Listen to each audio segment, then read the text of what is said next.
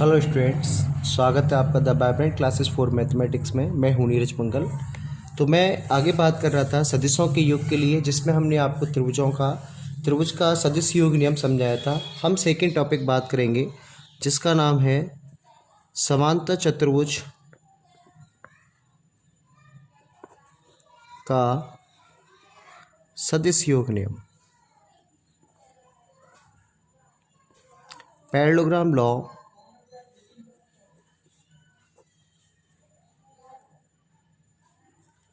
Of vector addition. ये बड़ा ही important है और ये हमारे लिए कई क्वेश्चनों को करने के लिए बड़ा ही फ़ायदेमंद साबित होता है। तो हमें इसको बड़े अच्छे तरीके से समझना है। कुछ नहीं है, आप सभी समांतर चतुर्भुज के बारे में तो जानते ही हो। समांतर चतुर्भुज में क्या होता है, उसके आमने सामने की जो भुजाएं होती है ना, जो अपोजिट साइड्स होती हैं वो एक दूसरे के पैरेलल होती हैं, है ना, और दोनों की जो वैल्यूज होती है वो भी सेम होती है। तो देखें किस तरीके से मैं इसको बता रहा हूँ। देखें कि एक समांतर चतुर्भुज में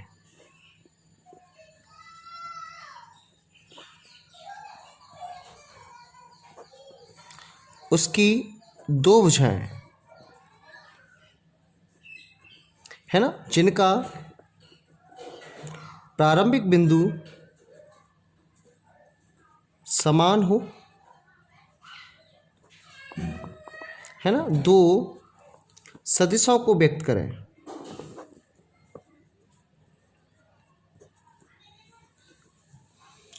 तब उस समांतर चतुर्भुज तब इन दोनों सदिशों का जो परिणामी सदिश होगा, रिजल्टेंट वेक्टर जो होगा, वो उस समांतर चतुर्भुज के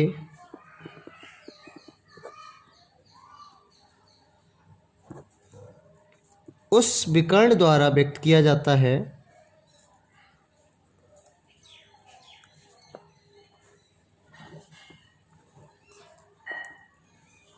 ना। सबसे पहले उस विकर्ण की खासियत क्या होगी वो आपको देखनी है कि जिसका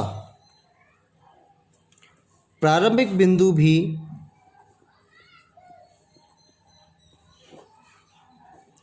उन भुजाओं के समान हो, है ना। क्या खासियत होनी चाहिए उस विकर्ण की? सबसे बड़ी खासियत ये होगी कि उसका जो प्रारंभिक बिंदु जो होगा वो भी उन भुजाओं के साथ ही समान होगा। तो हम यहाँ पे कह रहे हैं कि कोई मेरे पास एक पैरेललोग्राम है और उसकी दो साइड्स हैं, और उन दोनों साइड्स को मैं दो वेक्टर्स की तरह रिप्रेजेंट करना चाह रहा हूँ। लेकिन सबसे बड़ी बात, उनके जो इनिशियल पॉइंट है, उनका जो प्रारंभिक बिंदु है वो एक दूसरे के समान है। यानी उन दोनों साइड्स का जो इनिशियल पॉइंट है वो एक ही मान लो, तो उन दोनों साइड्स का जो रिजल्टेंट वेक्टर रिप्रेजेंट करेगा वो उस विकर्ण के द्वारा, उस डायगोनल के द्वारा रिप्रेजेंट किया जाएगा, जिसका प्रारंभिक बिंदु भी उन भुजाओं के जैसा ही होना चाहिए। जैसे कि देखें सिंपल तरीके से, ये एक भुजा होगी समांतर चतुर्भुज की और दूसरी भुजा मैंने ये दे दी।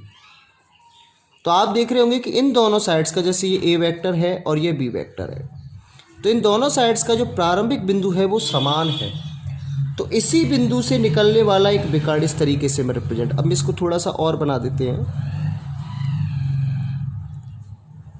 इस तरीके से। तो ये भी ए वेक्टर होगा, ये भी बी वेक्टर होगा। तो ये जो विकर्ण होगा, देखिए इस विकर्ण का जो प्रारंभिक बिंदु है वो कैसा हो गया, समान हो गया। तो ये जो विकर्ण है, सपोज इस विकर्ण को हमने सी वेक्टर माना है, तो क्या देगा ये, सी वेक्टर बराबर ए वेक्टर प्लस बी वेक्टर।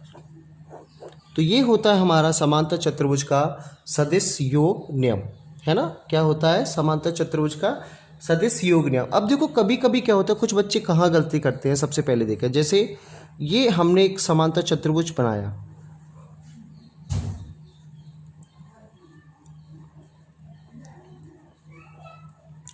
अब क्या हुआ, जैसे किसी बच्चे ने इसको ए वेक्टर मान लिया, आपको कभी गलती नहीं होगी, और ये आपने बी वेक्टर मान लिया। अब आपने इसको भी ए वेक्टर कह दिया और ये भी बी वेक्टर कह दिया। अब क्या हुआ,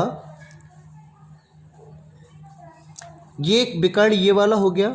अब इस विकर्ण के लिए तो बच्चे तुरंत पहचान गए कि सर ने इस तरीके से हमें समझाया था कि भाई प्रारंभिक बिंदु सर इन तीनों का एक ही है, ये दोनों भुजाएं हो गई और ये हमारा विकर्ण हो गया। तो सर ये हमने सपोज सी वेक्टर है, तो सी वेक्टर बराबर ए वेक्टर प्लस बी वेक्टर लिख दिया, है ना। लेकिन क्या हुआ कि हमने एक विकर्ण इस तरीके से बना दिया, ठीक है। अब इस विकर्ण की दिशा सपोज गलती हो जाती है, या सभी टीचर्स अपने अपने हिसाब से बनाते हैं, या कुछ बच्चे अपने अपने हिसाब से बनाते हैं। जैसे सपोज मैंने इस विकर्ण की दिशा इसको इस तरीके से दे दिया। अब इस वाले विकर्ण के हिसाब से मैं समांतर चतुर्भुज का सदिश योग नियम लगाना चाहता हूँ, लेकिन मैंने पढ़ा है कि सर इस विकर्ण के लिए जो भी दो भुजाएं होनी चाहिए उनका सबसे पहली बात उनका प्रारंभ बिंदु समान होना चाहिए। जैसे सपोज मैं यहाँ आ गया तो यहाँ पर ये वाली भुजा का प्रारंभ बिंदु तो ये हो रहा है, लेकिन इस भुजा का ये अंतिम बिंदु है। हाँ सही बात है कि नहीं, ये इस भुजा का क्या हो गया, अंतिम बिंदु। तो मुझे इसको क्या बनाना है, इस भुजा का प्रारंभिक बिंदु बनाना है। मैं बिल्कुल बना सकता हूँ अगर मैं इसको इस तरीके से दर्शा दूं। देखो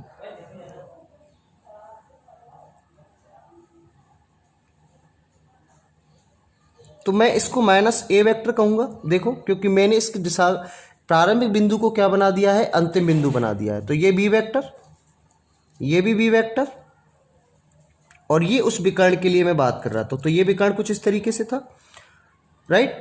तो अब देखो इन तीनों का प्रारंभिक बिंदु समान हो गया। तो आपने सपोज इसको डी वेक्टर कहा, तो आप डी वेक्टर बराबर क्या कहोगे, आप माइनस ए वेक्टर प्लस बी वेक्टर, यही तो कहोगे।